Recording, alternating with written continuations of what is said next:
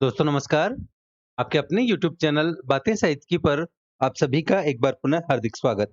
मित्रों, रामवृक्ष बेनीपुरी जी के रेखा चित्र संकलन माटी की मूर्तें से रजिया, बलदेव सिंह, सरजू भैया, मंगर, रूपा की आजी, देव और बाल गोविंद भगत को पढ़ने के बाद आइए आज के इस वीडियो में हम देखते हैं इनके 8वें रेखा चित्र भौजी को। मित्रों, भौजी संस्मरणात्मक रेखा चित्रों की श्रृंखला में आता है। जिन रेखा चित्रों में व्यक्ति और घटनाओं से संबंधित संस्मरण का कोई न कोई अंश किसी न किसी सीमा तक अवश्य रहता है, उन रेखा चित्रों को संस्मरणात्मक रेखा चित्र कहा जाता है। हिंदी के अधिकांश रेखा चित्र संस्मरणात्मक रेखा चित्रों के अंतर्गत ही आते हैं। इस वर्ग के रेखा चित्रों में किसी न किसी प्रकार रेखा चित्रकार घटनाओं, पात्रों अथवा स्थितियों से कुछ न कुछ अपना संबंध अवश्य रखता है। यदि संबंध न होगा तो कम से कम अपनी प्रतिक्रिया तो भी तीव्रतम रूप में इसके साथ अनुस्यूत रहेगी। बेनीपुरी जी की माटी की मूर्तें इस विशेषता से युक्त हैं। भोजी नामक रेखा चित्र में बेनीपुरी जी एक पारिवारिक संस्मरणात्मक चित्र खींचते हैं। इसमें लेखक ने अपनी लेखनी अपनी भाभी की निंदा के लिए नहीं उठाई है, वरन शब्द चित्र प्रस्तुत करने के लिए उठाई है। बेनीपुरी जी ने इस रेखा चित्र में बदलते आर्थिक संबंधों से उत्पन्न मानव स्वभाव का बदलाव दिखाया है, साथ ही ग्रामीण पारिवारिक माहौल और कलह को चित्रित किया है। तो आइए मित्रों, चलते हैं बेनीपुरी जी के माटी की मूर्तें संकलन से 8वें रेखा चित्र भौजी की ओर और इसे पढ़कर समझने का प्रयत्न करते हैं। बेनीपुरी जी लिखते हैं, मैं जिंदगी में पहले पहल उस दिन पालकी पर बैठा था। भैया की शादी होने जा रही थी। मैं शहबाला था। शहबाला उस बालक को कहते हैं जो विवाह के समय दूल्हे के साथ पालकी या घोड़े पर बैठकर वधू के घर जाता है, अथवा इसे सहवर भी कहा जाता है। पालकी पर भैया थे, मैं था, चार मुस्तंडे कहार हमें ढोए जाते। पालकी के भीतर चमकीले गुच्छे लटक रहे थे, ऊपर कारचोबी अर्थात कशीदे का काम चमचम कर रहा। आगे पीछे बाजे बज रहे, ढोल, शहनाई, बांसुरी, ताशे, सिंघे सबको मिलाकर एक अजीब ढंग का शब्द हो रहा। बगल में बलम लिए और पताके फहराते पायक अर्थात सेवक या दास चल रहे।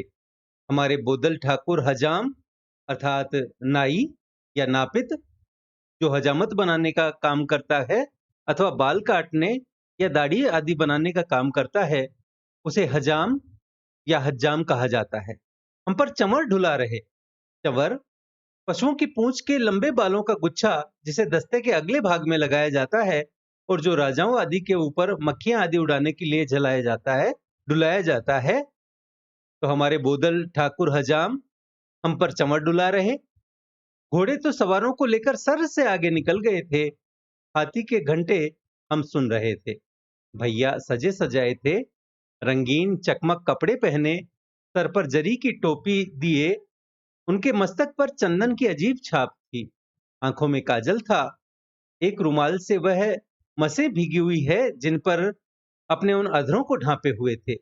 न जाने भैया के मन में क्या क्या भाव उठ रहे थे, किंतु मैं तो मस्त था अपनी इस पहली बारात यात्रा पर, बाजे गाजों पर।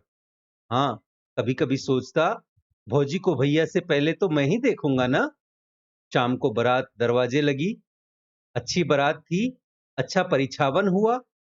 मित्रों, परिछावन का अर्थ रस्मों की उस प्रक्रिया से है जिसमें पूरे गांव की महिलाएं दूल्हे को साथ लेकर गांव के सभी मंदिरों और पूज्य स्थानों की पूजा के लिए गाजे बाजे के साथ घूमती है और बारात निकलने से पूर्व दूल्हे को चावल काजल आदि के साथ उनकी नजर उतारी जाती है, अथवा ससुराल पक्ष की औरतों द्वारा दूल्हे की आरती उतारकर उसका स्वागत करने की प्रक्रिया को भी परिछावन कहते हैं। सोने से पुता हुआ भैया की ससुराल का वह खपरेल मकान, खपरेल अर्थात मिट्टी की चौकोर या अर्धगोलाकार आकृति जो घर की छाजन पर रखने के काम आती है, खपरेल कहलाती है। भैया की ससुराल का वह खपरेल मकान कोलाहल से फटा जा रहा था। दरवाजे के भीतरी हिस्सों में स्त्रियों का एक अच्छा खासा झुंड भैया का चुमावन कर रहा था। मित्रों, चुमावन एक वैवाहिक लोकाचार है जिसमें हल्दी कलश के दिन लड़की को चौक पर बिठाकर तेल, चावल, दूध और धान से चुमाया जाता है। यह विधि वर और कन्या दोनों पक्षों की ओर होती है। स्त्रियां वर या कन्या के पैर, घुटने, भुजा और सिर से हाथ की चुटकी में दधी, अक्षत आदि लेकर लाती हैं और उनके माथे पर रख देती हैं। इसे चुमावन कहा जाता है। चुमावन आशीर्वादात्मक विधि है। नाते रिश्ते में जो स्त्रियां दूल्हे से हंसी ठिठोली करने वाली होती हैं, वे चुमाते समय दूल्हे के शरीर के उन स्थानों में अंगुली गड़ा गड़ा कर चुमाती हैं और हल्दी दही लपेट देती हैं। रिश्ते में बड़ी औरतें ही चुमावन की विधि संपन्न करती हैं। भैया के हाथों में पान सुपारी रखे गए, रुपए रखे गए, दही की छोटी मटकी रखी गई। भैया की इस आवभगत पर मेरे मन में कुछ ईर्ष्या जगी ही थी कि एक युवती मेरे गाल पर दही लगाकर ठठा पड़ी। हंसी की एक तरंग सी उठ गई। सभी स्त्रियां, नहीं युवतियां, ठहाके मारकर जोर जोर से हंस रही थी। इस हंसी के साथ ही हमारे कानों में अट्टहासों का एक हजूम आकर टकराया। हजूम अर्थात जमावड़ा या भीड़ भाड़ को कहते हैं। अट्टहासों का हजूम अर्थात बहुत सारे लोगों का एक साथ अट्टहास करना। दरवाजे के बाहरी हिस्से में सरातियों और बरातियों में दिल्लगियां चल रही थीं। सराती अर्थात लड़की वाले और बराती अर्थात लड़के वाले। दरवाजे के बाहरी हिस्से में सरातियों और बरातियों में दिल्लगियां चल रही थी। दोनों पक्ष जबान दराजी अर्थात अशिष्टता या धृष्टता पूर्वक या न कहने योग्य बातें भी बढ़ चढ़ कर कहना, इसे जबान दराजी कहा जाता है। दोनों पक्ष जबान दराजी से नहीं, अट्टहासों के जोर से एक दूसरे को पराजित करने की कोशिशें कर रहे थे। बहुत देर तक हंसी होती रही, किंतु अंत में हंसी हंसी में तनातनी हो गई। मक्खन में मानो रेत मिल गई। बारात में मेरे फूफा जी भी आए हुए थे। मेरे फूफा जी गोरे खूबसूरत जवान थे। चंपारण में उनका घर था। उस जमाने में उनके यहाँ सिर पर जुल्फ रखाने का रिवाज था। शौकीन नौजवान सिर पर लंबे घुंघराले बाल रखते, जिन्हें कंघी से दो हिस्सों में बड़ी सुघराई से बांटे रहते। भैया की ससुराल का गांव संस्कृति के लिहाज से बहुत पिछड़ा था, इसमें तो शक ही नहीं। फूफा जी के इस बाल पर किसी ने भद्दा मजाक कर दिया। फूफा जी शरीफ थे, चुप रहे, किंतु हमारे पक्ष वालों ने इसे बुरा मान लिया। उनके अपमान को अपने सर्वश्रेष्ठ आदरणीय अतिथि का अपमान समझा। बात बात में बात बढ़ गई। किसी ने गुस्से में कह दिया, बारात लौटा ले चलो। फिर क्या था, एक अजीब हुड़दंग अर्थात उछल कूद और उपद्रव सा मच रहा। चलो चलो और घेरो घेरो का दौर दौरा हुआ। घोड़े वाले तो घोड़े दौड़ाकर निकल गए। हाथी को लोगों ने लठ से घेर लिया। बराती सराती इस तरह से मिल गए कि समझ में नहीं आता था कौन क्या है। हमारी पालकी एक अजीब ढंग से चक्कर काट रही थी। कभी एक पक्ष उसे 10 गज आगे घसीट ले जाता, तो कभी दूसरा पक्ष 10 गज पीछे। बेचारे कहार हक्के बक्के बने हुए थे। कभी कभी मैं पालकी में से ही लाठियों की खटखट सुनता। यह अजीब बारात, पहली ही बारात का यह अजीब अनुभव। खैर, थोड़ी देर में फिर शांति हुई। मेरे बाबा बड़े ही शांत चित्त व्यक्ति थे। उन्हीं के प्रयत्न से शांति हुई। बारात जनवासे में आई। जब सब लोग निश्चिंत हुए, बाबा को कहते सुना, बुरी जगह पोते की शादी की। भगवान इनकी छाप से इनके बाल बच्चों को बचाए। भारतीय परिवार में भोजी का वही स्थान है जो मरुभूमि में ओएसिस का। मित्रों, ओएसिस अर्थात नखलिस्तान रेगिस्तान में एक उपजाऊ स्थान होता है जहां पानी पाया जाता है। किसी कठिन, परेशान या व्यस्त स्थान या स्थिति के बीच में एक सुखद या शांतिपूर्ण क्षेत्र या अवधि को नखलिस्तान या ओएसिस कहा जाता है। तो बेनीपुरी जी कहते हैं कि भारतीय परिवार में भोजी का वही स्थान है जो मरुभूमि में ओएसिस का। धधकती हुई बालू की लू लपट में दिन दिन रात रात चलते चलते जब मुसाफिर दूर से खजूरों की हरी हरी फुनगी देखता है, उसकी आंखें ही नहीं तृप्त हो जाती, उसके शरीर का रोम रोम पुलकित और उसकी शिराओं का एक एक रक्त बिंदु नृत्यशील हो उठता है। वह प्रसन्न हो उठता है। कुछ क्षणों के लिए उसका सारा जीवन हरितिमामय हो जाता है। खजूरों की उस झुरमुट में वह मीठे फल और मीठा पानी पाता है। एक आध दिन वहीं रहकर वह आनंद मनाता है, रक्त संचय करता है, फिर ताजगी और नई उमंग लेकर आगे बढ़ता है, आगे जहां फिर वही अनंत बालू का राशि है। भारतीय जीवन में यह जो रूखा सूखापन सर्वत्र दिख पड़ता है, उसका कारण ढूंढने में अपना वक्त बर्बाद नहीं करूंगा। लेकिन आप जिधर जाइए, इधर उधर जिधर नजर दौड़ाइए, उसका राज्य साम्राज्य पाएंगे। खिंचा खिंचा चेहरा, रसीन नयन, दुबला पतला शरीर, मुरझाया मुर्दा सा मन, यही है भारतीय मानवता का साधारण ढांचा। जो कम बोले, हंसे नहीं, मुश्किल से मुस्कुराए, हमेशा अपने इर्द गिर्द मुहर्रम का वातावरण बनाए रहे, उसकी सज्जनता और शिष्टता की प्रशंसा होती है। जिसका खेल कूद में मन लगा, गाने बजाने का शौक हुआ, या नाट्य प्रहसन की ओर जिसकी प्रवृत्ति हुई, बस वह लोगों की नजरों से गिरा। मानता हूं, हम होली खेलते हैं, विजया मनाते हैं और दिवाली सजाते हैं, किंतु वे हमारी जिंदगी के पासिंग फेज है। पासिंग फेज अर्थात एक अस्थायी स्थिति या प्रवृत्ति, विशेष रूप से एक अस्थायी रूप से कठिन या दुखी अवधि, विशेषतः एक किशोर के जीवन में। लेखक कहता है कि ये सब त्योहार हमारी जिंदगी के पासिंग फेज हैं। हमारी जिंदगी के साथ नत्थी है 12 मासात मुहर्रम, मनहूसियत, मुर्दनी। मित्रों, मुर्दनी आकृति का वह विकार जो मरने के समय अथवा मृत्यु के कारण होता है। मुख पर प्रकट होने वाले मृत्यु के चिन्ह को मुर्दनी कहा जाता है। परिवार को ही लीजिए, पति अपनी पत्नी से बचे बचे फिरने की कोशिश करता है। पत्नी की शर्म या संकोच का क्या कहना, चुप चोरी से मिलो, होठ होठ से बातें करो और देखो हंसी घूंघट या रूमाल से बाहर न निकले। बेटी बेटे अपने पिता माता के सामने हंसना इठलाना बुरा समझते हैं। किसी के घर में अगर कोई वृद्ध पितामह बचे हैं, तब तो मानो सबके मुंह पर ताला लग गया।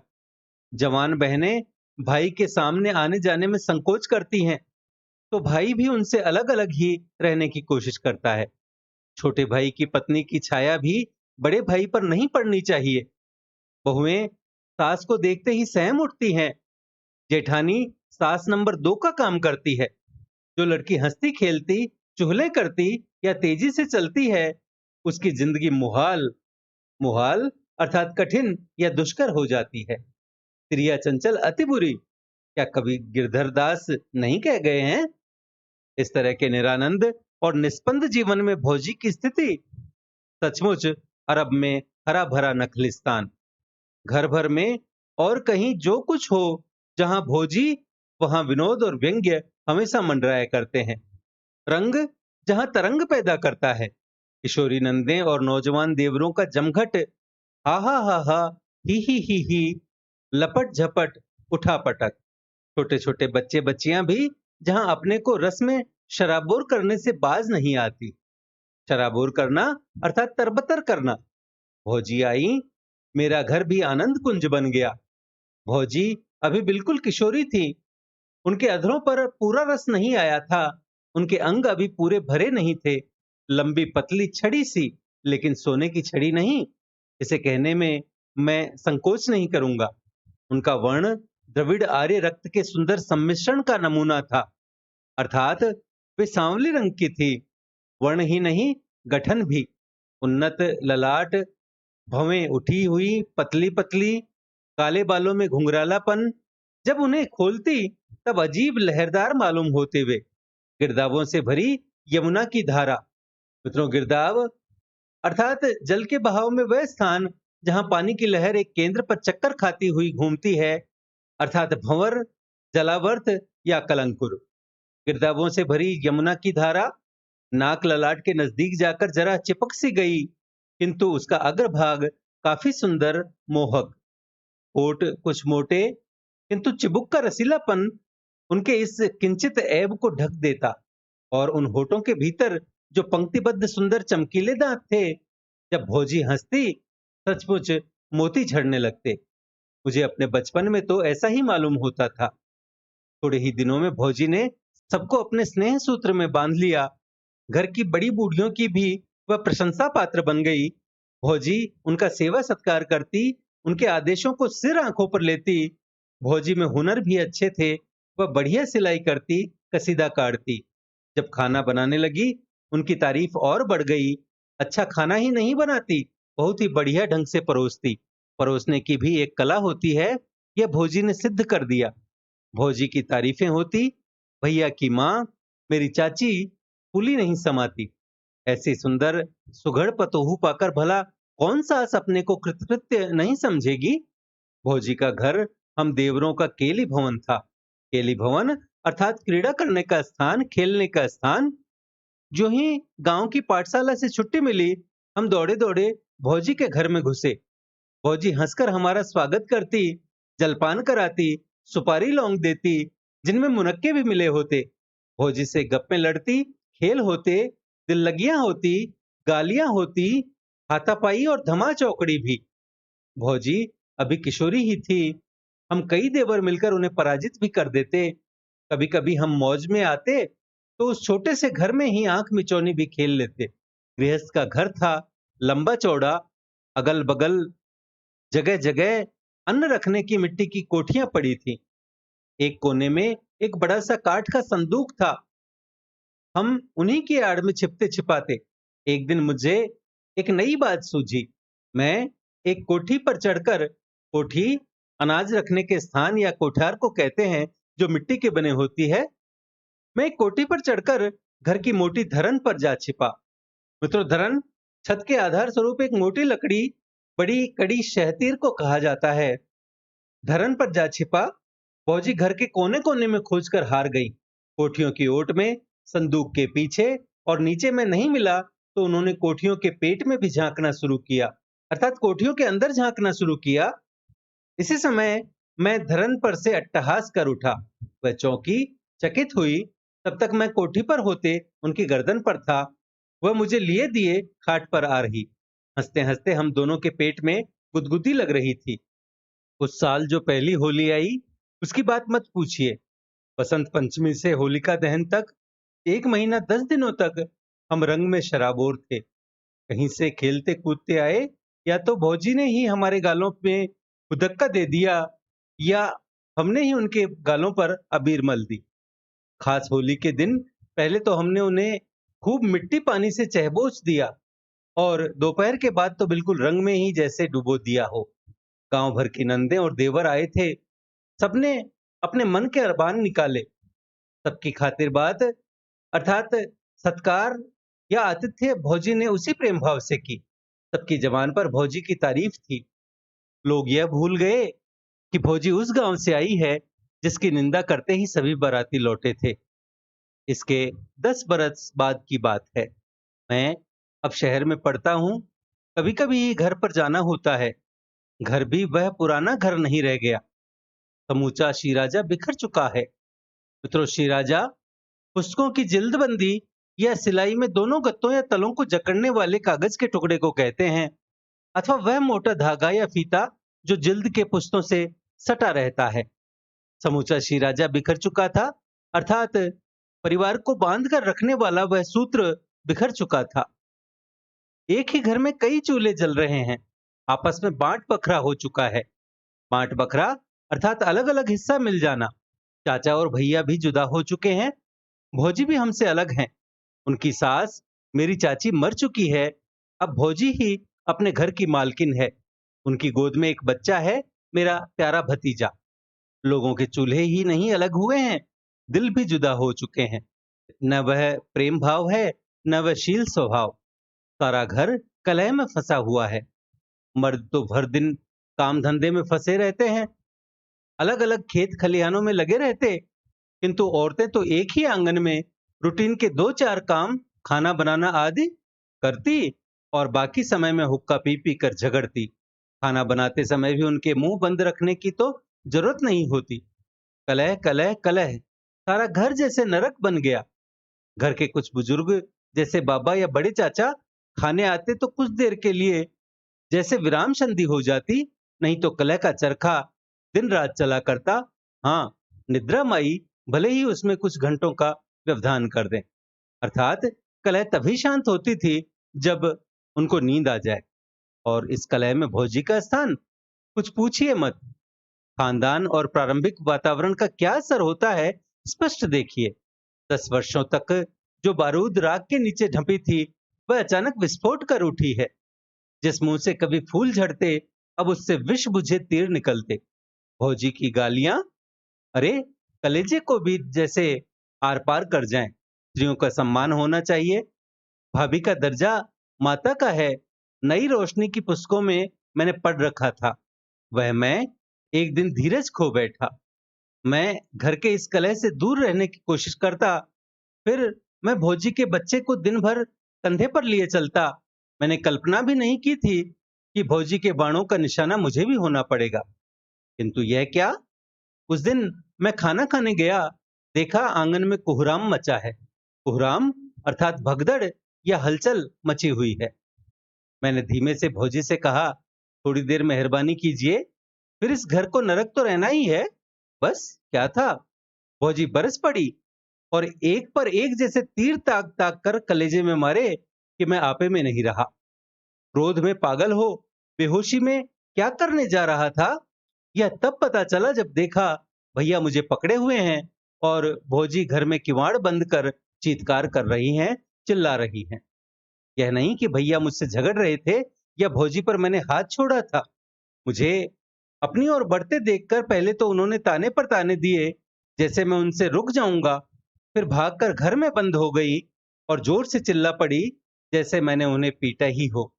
हल्ला सुनकर भैया दौड़े हुए आए थे और अब मुझे आंगन से बाहर ले जाने की कोशिश में थे। निस्संदेह मैं अपने इस गुस्से पर शर्मिंदा था। यदि भौजी ने अपना बचाव नहीं किया होता, वक्त पर भैया नहीं आ गए होते, मुझसे कुछ अक्षम्य अपराध हो गया होता और इसका प्रभाव घर पर क्या पड़ता, कह नहीं सकता। किंतु इस घटना से मैंने एक सबक लिया। जो ही घर का सूत्र मेरे हाथों में आया, मैंने अपने परिवार को उस घर से अलग करने का निश्चय कर लिया। अलग मकान बनाया और उसी में चला आया। लेकिन थोड़े ही दिनों में मैंने देखा भौजी साधारण स्त्री नहीं है। जब तब वह वहां आकर भी अपने दिल का बुखार उतार जाती हैं। क्या गांव ही छोड़ देना पड़ेगा, कभी कभी मैं सोचता। और शायद वही करता अगर एक और बात नहीं होती। और खास उसी बात के लिए आज ये पंक्तियां लिख रहा हूं। नहीं तो अपनी स्वर्गीय भोजी की जगहसाई के लिए अपनी कलम उठाने के पहले उसे तोड़ देना मैं पसंद करता। वह कलम टूट जाए जो निंदा के लिए ही उठती है। हमारे एक दोस्त हैं, एक संपादक दोस्त, कट्टर राष्ट्रीयतावादी, और हम हैं समाजवादी। अतः ऐसे मौके आते ही रहते हैं कि हमसे नाराज होकर अपने पत्र के कॉलमों को हमें खरी खोटी सुनाने में सर्फ करते हैं, अर्थात व्यय किया करते हैं, खर्च किया करते हैं। उनकी निर्मम आलोचनाएं, उफ, हम तिलमिला उठते हैं। किंतु यह देखा है, जो ही सरकार ने हम पर प्रहार किया या किसी दकियानुसी अखबार ने हमारी निंदा की, बस उनकी आलोचनाओं की बैटरी उस ओर मुड़ी। मानो उनकी दलील हो, ये हमारे हैं, हम इन्हें गाली दें या पुचकारें, भला तुम कौन होते हो इनकी ओर आंख उठाने वाले। आंख उठाओगे तो उसे फोड़ दूंगा। हाँ, कुछ इसी जोश खरोश से वह टूटते हैं उनकी ओर। और यह कहना तो फिजूल ही है कि व्यक्तिगत सुख दुख में वे इस तरह हमारे शरीक अर्थात हिस्सेदार होते हैं कि यह कल्पना भी नहीं की जा सकती कि वह हमारे तीव्र आलोचक भी रह चुके हैं। मेरी भूजी की भी यही हालत थी। वह हमें गालियां देती, हमसे झगड़े करती, हमारी जिंदगी हराम किए रहती। किंतु मान लीजिए वह बकझक कर रही हो कि उन्हें खुश करने या उत्साहित करने को कोई स्त्री बीच में टपक पड़ी और हमें खरी खोटी सुनाने लगी। फिर क्या, भौजी झट उस पर उलट पड़ी। किसने तुम्हें कहा मेरे बीच में पड़ने को? वे बुरे हैं और तुम, हट मेरे सामने से। तू फंसे छलनी को जिसमें सहस्र छेद। मैं तुम्हें नहीं जानती, डायन कहीं की। किंतु मुझ पर तुम्हारा डायनपन नहीं चलेगा। मैं निकाल लूंगी आंख, खींच लूंगी जीभ, ओझा बुला के नंगी नचवा दूंगी। मेरे नैहर में है एक ओझा कि देखते ही डायने कपड़े खोल देती हैं। हाँ, वे बुरे हैं तो तुम्हारा क्या बिगाड़ा? मैं समझ लूंगी उनसे। मैं दबेल हूं जो किसी की मदद खोजूं? निकल यहां से। यूं ही क्या क्या न बकने लगी। वह बेचारी भौचक चुप रफूचक्कर हुई। नहीं तो हमसे झगड़ा छूटकर उसी से जा जुटा। और इन जवान के झगड़ों में कौन उनसे पार पाए। फिर जो ही कोई व्रत त्योहार आया कि पूरी विराम संधि हो गई। यूं तो भोजी का बदन इस तरह का कसा हुआ था कि वह हमेशा ही अपनी उम्र से छोटी दिख पड़ती। 40वें वर्ष में भी चेहरे पर आब अर्थात चमक या कांति, दांतों में चमक, छाती पर उबाड़, चाल में मस्तानापन, किंतु व्रत त्योहारों में अपने को सजधज कर रखने में कभी न चूकती। होली में तो जैसे पागल हो उठती। अपने अधवयस अर्थात अधेड़ उम्र चिंता से जर्जर देवरों को खोज खोज के बुलाती, हाथापाई करती, कीचड़ में उन्हें नहलाती और स्नानादि के बाद उन पर अबीर और अबरक डालती। मित्रों, अबरक खानों से निकलने वाली कांच के समान पारदर्शक तहदार धातु होती है। ऐसी एक भी होली की मुझे याद नहीं जब भौजी के हाथ से मिट्टी पानी, अबीर अबरक पाने और मालपुए गुलगुले खाने का मौका नहीं मिला हो। भौजी का बेटा सयाना हो चला था, लड़की भी काफी बड़ी हो चली थी। मैंने एक बार कहा, भौजी अब इन बच्चों को होली खेलने दीजिए, हम आप देखा करें। भौजी बोली, वाह बबुआ, जवानी ढल गई तो क्या मन भी ढल गया। बच्चे अपनी होली खेलें, हम अपनी खेलते हैं। उनके अपने दिल, हमारे अपने दिल। भौजी का रोआ रोआ हंस रहा था। और बच्चों से उनका कितना स्नेह रहता था। उन झगड़े झमेलों के बीच भी मेरे घर आती और मेरे बच्चों को उपटन और तेल लगा जाती, काजल लगा जाती, उन्हें गोद में लेकर खिलाती, हंसाती। एक बार देखा, मेरे बच्चे को गोद में लिए उसकी मां से झगड़ रही है और जो ही बच्चा रो उठता है, झट अपना स्तन उसके मुंह में रख देती है। एक दिन इसी तरह का उनका कलह मेरी रानी से चल रहा था कि मेरे बड़े बच्चे के रोने की आवाज आई। झगड़ा छोड़, यह कहती हुई दौड़ी, किसने मेरे बच्चे को मारा। बाल से झपटती उस ओर गई और मैंने देखा, बच्चे को लिए दौड़ी आ रही है। बच्चा जोर जोर से रो रहा था। उसे बिढ़नी अर्थात ततैया ने डंक मारा था। बच्चे को मेरी रानी की गोद में रख दौड़ी दौड़ी गई, किरासन तेल ले आई, गेंदे की पत्तियां ले आई और जहां डंक था वहां लगा दिया। यही देहाती दवा थी। बच्चा थर थर कांप रहा था। डंक ज्यादा जहरीला था, उसे बुखार हो आया। जब तक बुखार रहा, भौजी अपना और मेरा घर आंगन एक किए रही। 1 जून तो उनके घर में चूल्हा तक नहीं जल सका। भैया हंसते हुए आए और मेरी रानी की ओर लक्ष्य कर कहा, झगड़ा हो तो ऐसा, मेरा खाना बंद हो गया। भैया का भोजन मेरे ही घर पर हुआ।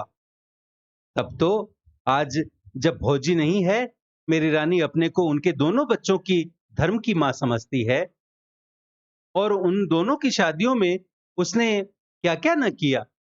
भौजी थी तो कलह थी, उनकी स्मृति ने उस कलह को स्नेह में बदल दिया है। मैं जब जब उस संपादक दोस्त के निकट जाता हूँ, इच्छा होती है उनके चरण छू लूं। उम्र में मुझसे बुजुर्ग भी हैं और जब जब भौजी की याद आती है, दोनों हाथ मिलकर मेरे सिर से जा लगते हैं, प्रणाम भौजी। मित्रों, भौजी रेखा चित्र के माध्यम से रामवृक्ष बेनीपुरी जी ने अपने संयुक्त परिवार में नवविवाहित किशोर भाभी का चित्रण किया है। भाभी के आने से पूरे परिवार में हंसी और मस्ती का माहौल बन जाता है। भाभी सबका आदर और परिवार के सभी कर्तव्य को सहर्ष करती है, परंतु धीरे धीरे संयुक्त परिवार में आपसी कलह और अशांति का वातावरण बन जाता है। भाभी के कलहपूर्ण व्यवहार से खिन्न होकर बेनीपुरी जी अपने छोटे से परिवार के साथ अलग रहने लगते हैं। किंतु क्या देखते हैं कि जो भाभी जरा सी बात पर लड़ाई झगड़े करती है, वह बेनीपुरी जी के बाल बच्चों को अपने बच्चों के समान प्यार करती है। भाभी की मृत्यु के बाद उनकी अपनेपन की मिठास की स्मृतियों ने कलह को स्नेह में बदल दिया। रामवृक्ष बेनीपुरी जी ने फौजी का व्यक्तित्व 2 रूपों में उभारा है। प्रथम रूप में भौजी का हास्य और चंचलतापूर्ण व्यवहार, जिसमें अपनापन है और अपनों के प्रति समर्पण की भावना व्यक्त हुई है। एक दौर ऐसा आता है जब परिवार के आपसी मनमुटाव और विवादों के चलते सारा दोष भौजी पर मढ़ दिया जाता है। बढ़ती कलह के कारण आखिर परिवार में बिखराव आ जाता है। दूसरे रूप में भौजी का व्यवहार झगड़ालू प्रकृति का होने पर भी अपनेपन से खोया रहता है। रामवृक्ष बेनीपुरी जी के बच्चों के प्रति भौजी सदैव नम्रता और स्नेह से पेश आई। बेनीपुरी जी ने भौजी की मृत्यु के बाद उनकी स्मृतियों को जिंदा रखा।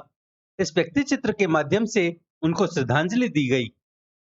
जो भौजी लड़ाई झगड़े के लिए सदैव उपेक्षित मानी गई, वो मरने के बाद चिर स्मृतियों में जिंदा रही। अपनों के लिए उनकी अपनेपन की भावनाएं यादों की धरोहर कही जा सकती हैं। तो मित्रों, यह था रेखा चित्र भौजी। आशा है आपको हमारा यह प्रयास पसंद आया होगा। वीडियो को लाइक करें, अपने मित्रों के साथ साझा करें। पीडीएफ तथा अन्य सहायता के लिए हमसे टेलीग्राम पर जुड़ें।